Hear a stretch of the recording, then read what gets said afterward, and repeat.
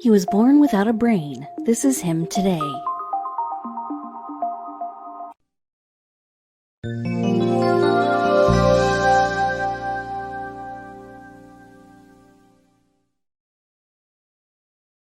The nurse's jaw dropped open as she looked up from the scan in her hands. She turned to the doctor, her eyes wide. He made his way over to her, curious to know what she had just seen. She handed him the paper and watched as his eyes grew wide. He shared her reaction. He had never witnessed anything like this before. Rob Wall and his wife, Shelley Wall, lived a very happy life together as a married couple. They lived in Cumbria, northwest England, and couldn't be happier. They raised their 2 daughters together and felt that they lived an idyllic life. They felt that they raised their kids right and had a lot of love in their house. With so much love, they knew that there was one thing they could do to make them feel better. They decided that they needed to have another child. After the decision was made, Shelley became pregnant and they were ecstatic. With 2 daughters already, the couple hoped they would have a boy. Rob would be happy bonding over football with the son where his daughters weren't interested. But everything changed when they got to the doctor's office. They visited the hospital for regular checkups during their pregnancy. Both the mother and the baby's health had to be watched closely. Shelley and Rob already knew all of this. This was going to be their 3rd child after all. But something would present itself that they had never encountered before. Their next visit to the doctor didn't go well at all. It seemed that the boy growing inside of Shelley had an abnormality in his head. He only had 2% of his brain. With the news, the couple instantly decided what they wanted to do. There was no hesitation, not even a question. Shelley and Rob were devastated. They knew that the quality of their child's life would be much worse than they anticipated. The doctor explained what kind of life the boy would expect to live. Noah's birth defect was that he grew no brain matter and had spina bifida. This meant that his spinal cord didn't form properly. But then the doctor suddenly proposed something radical. The doctor felt that the right option went the one the young parents wanted to hear. This would be a very hard decision for Shelley or any mother to make. They explained that Noah would require around-the-clock care and his life expectancy wouldn't be very long. What kind of life did they want for their child? The couple had to think long and hard about this. When they got home, they looked at their girls' happy faces. They couldn't bear to break the news. They loved their children and never wanted to see them upset. But in this, Shelley and Rob had their answer. They would bring this new life into the world. Maybe in their younger years, they might have considered abortion. But after having their 2 daughters, they knew that they would love their child no matter what they were like. But 5 times during her pregnancy, she was advised to have an abortion. Shelley stayed stoic and Rob stood by her. Even when the harsh reality of raising Noah came to light, they stood together in their decision and didn't look back. Shelley didn't doubt her decision even for a second. She went through with the pregnancy. There was no looking back now. From the very start, the odds were against them. But the couple wished and prayed that their child was strong enough to make it. It's a good thing they put their hope in him. On March 6, 2012, Noah came into the world via C-section. Shelley knew what to expect. Doctors had warned the family that their son would be paralyzed from the chest down and could be born with other abnormalities. Despite her fears, Shelley couldn't wait to meet her son for the first time. There were 12 doctors in the operating theater, but as he came into the world, they were given a sign.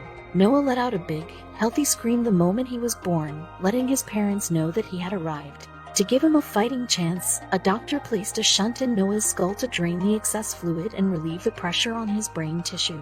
His parents could only wait and see how he developed. Shelley and Rob had no expectations for Noah in the early days of his life. They were simply happy that their boy was healthy and happy. What's more, Noah was able to breathe, eat, and drink because his brain stem was intact. He was paralyzed from the waist down, but this never seemed to affect his mood. He was a happy little boy. It made Shelley and Rob wonder how Noah could be thriving with so little of his brain. Noah was developing at a rate that could not be explained.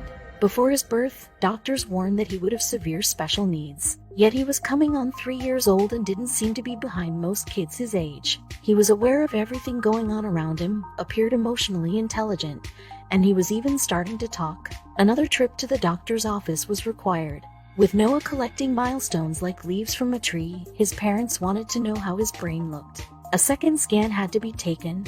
The nurse came back from the other room with the scans and looked visibly shocked. "You're not going to believe this," she said. The doctor took the scan from her and put on his glasses. Fixing them at the top of his nose, he examined the scan. "She's right," he said. "I can hardly believe this." Shelley and Rob couldn't believe what the doctor was telling them. Nobody could have prepared them for the scan that this doctor had. Noah, the boy who had 2% of his brain at birth, now had over 80% of his brain. He had grown his brain back. It was truly a medical miracle. It's a very emotive subject. Some people say you can't grow a brain, some say his brain was there, all squashed up, so when he's had his shunt fitted, it's gone back to where it should be, Rob told Good Morning Britain. But if his brain was so squashed up, he should have been so severely mentally disabled. So how had Noah's brain grown?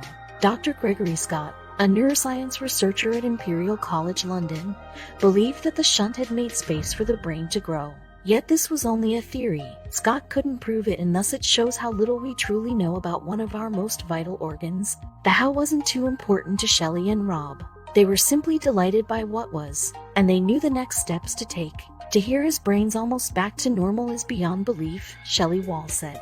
"Rob and I broke down when we heard the news. It was like a dream. I've never known anything like it. Even the consultants were in tears. Every time we see the doctors, they just shake their heads. They're just amazed at what he can do," she said. Noah's parents and older sister Steph, 23, work hard to always be around him. They continually keep his brain stimulated to aid its growth. His family called this brain training. By the time Noah was 4 years old, he was able to go to school, could count to 10, read, and talk. He can even use a pen. He has overcome several challenges already, and little Noah wants to become a firefighter when he grows up. Shelley told the Chronicle Live in 2017, "Noah's doing amazingly well. He can write. He knows how to spell his name. He can hold a conversation. He has been chatting so much more and pronouncing his words," Shelley explains in the show. "He has started writing. He can follow my finger and write his name. His concentration was just unbelievable with the pen. I didn't know that this day would ever come." You can see the excitement, and he knows that he had done something amazing.